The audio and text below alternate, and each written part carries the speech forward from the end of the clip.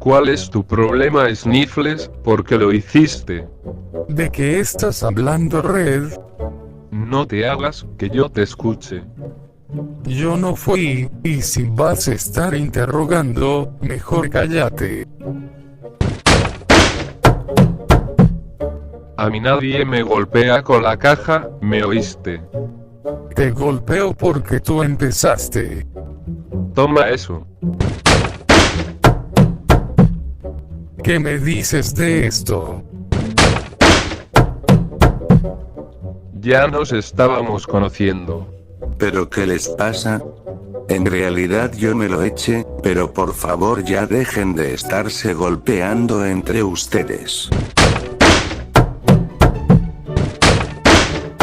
No me hagan subir, que soy capaz de sacarlos de ahí.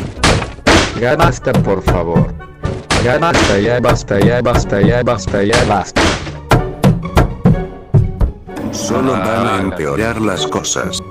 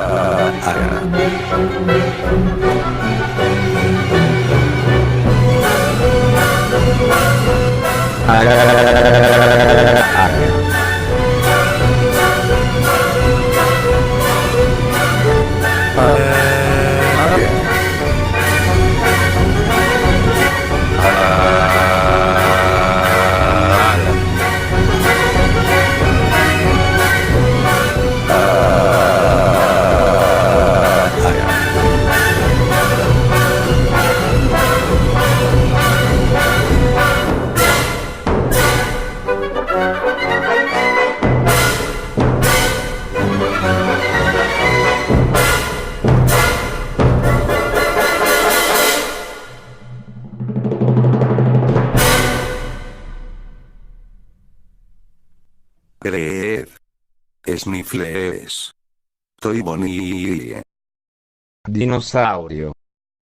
¿Me escuchan? Hola. Dinosaurio. Vuelve aquí, por favor. Por favor vuelvan. No se vayan. Que estábamos empezando a ser amigos.